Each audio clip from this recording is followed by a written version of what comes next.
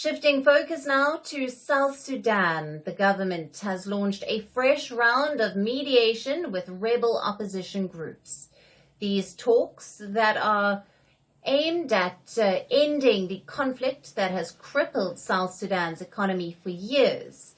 The President of South Sudan said that his government is ready to negotiate in good faith and with an open mind.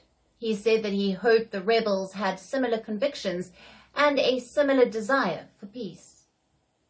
Opposition groups have a similar conviction and a desire for peace in South Sudan, which when fully achieved, will bring everlasting stability and economic development in the region and leave alone South Sudan.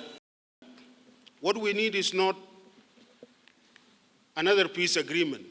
Peace agreements are not being implemented. What we need is a serious dialogue, a real soul search, so that we can really address the root causes and come out with a new social contract that will define what type of a state we want to have, that will define what type of a nation we are and how do we manage our affairs. The fresh round of talks are being mediated by the Kenyan President William Ruto, who stepped in at the request of South Sudanese President Salva Kiir. During the meet, Ruto has called for an inclusive and homegrown solution to African issues. I pledge my unwavering commitment and availability to support this process at any stage of the mediation roadmap. Our goal is to secure a credible pathway to durable and sustainable peace for the Republic of South Sudan, our region, and our continent. Now, Kenya has appointed former Army Commander Lazarus Mbayiwo to lead the talks. He also mediated a peace deal between Sudan and South Sudanese rebels in 2005 that paved the way for South Sudan's independence in 2011. But the country has suffered chronic instability since winning independence. A deadly 5-year civil war from 2013 to 2018 claimed the lives of nearly 400,000 people. The latest round of peace talks follows previously failed negotiations. In 2018, talks were brokered in Rome by a Catholic association with ties to the Vatican. But the coalition of rebel groups did not sign the peace agreement that ended a 5-year civil war.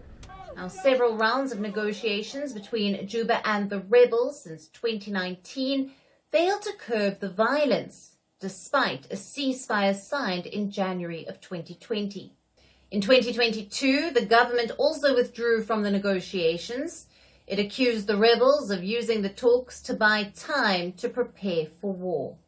South Sudan is the world's newest nation, but also one of the poorest. Despite oil resources, South Sudan has endured natural disasters and an economic crisis.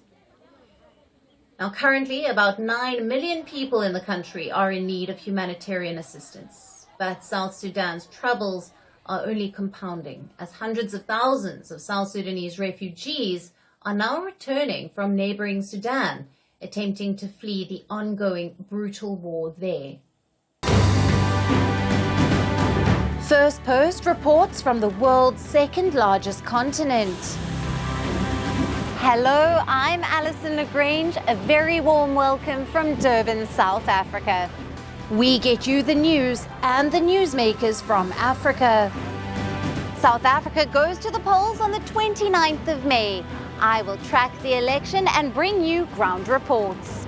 Is it the end of the road for the African National Congress? And will former President Jacob Zuma stage a dramatic comeback?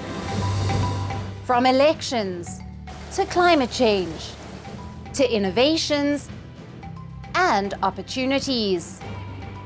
As the world's attention shifts, we report from Africa, the heart of the global South.